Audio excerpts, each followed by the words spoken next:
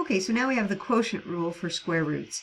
So it says if you have, like a fraction underneath, you could split that up into taking the square root of the numerator over the square root of the denominator. Now, we do mention that b cannot equal 0, so you still can't divide by 0. We're not letting you do that. And you can go the other way, too. They can be split apart, and you can put them back together as one radical. Oh, remember when we had the square root of 1/4? See, now you could split that up. Square root of 1 over the square root of 4. And then, the square root of 1 is 1, and the square root of 4 is 2. So for me, it's easier to do fractions that way. Okay, so here's two examples. This first one, square root of 100 and over 9. I would look to see if that divides evenly. If it does, I might do the division first. But it doesn't. So I'm going to split it up. Square root of 100 over the square root of 9. Because sometimes we ask ourselves, well, I could do the division, or I could do the square root. Like, what should I do first? Well, I would do whatever's easiest. Now the square root of 100 is 10, and the square root of 9 is 3.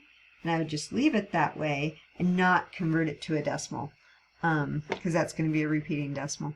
Okay, now let's look at part B here. Well, they're split apart, right? I have a radical in the numerator and a radical in the denominator. And I can't take the square root of 48 or x cubed. I can't take the square root of 6 or x. So I'm going to put it back as one square root. So I'm going to make it 48 x cubed over 6x. Okay, now that I can simplify. So, yeah, okay, so, sorry. That is interesting because you think about, well, I don't know if x is positive or negative.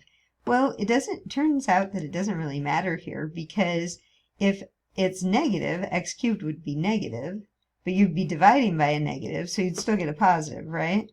And if it's already positive, then it's going to be positive.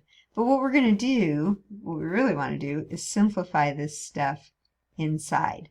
And so that's going to change it.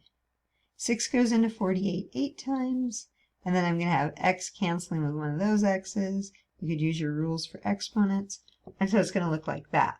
So what I want to do is take the square root of 8x squared. Now I can split that up into the square root of 4, the square root of 2, and the square root of x squared.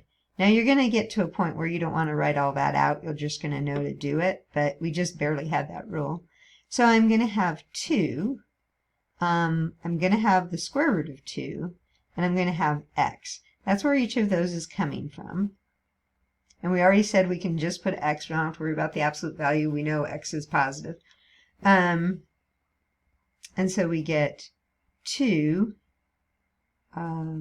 x square root 2. We put the radical at the back. Okay? All right.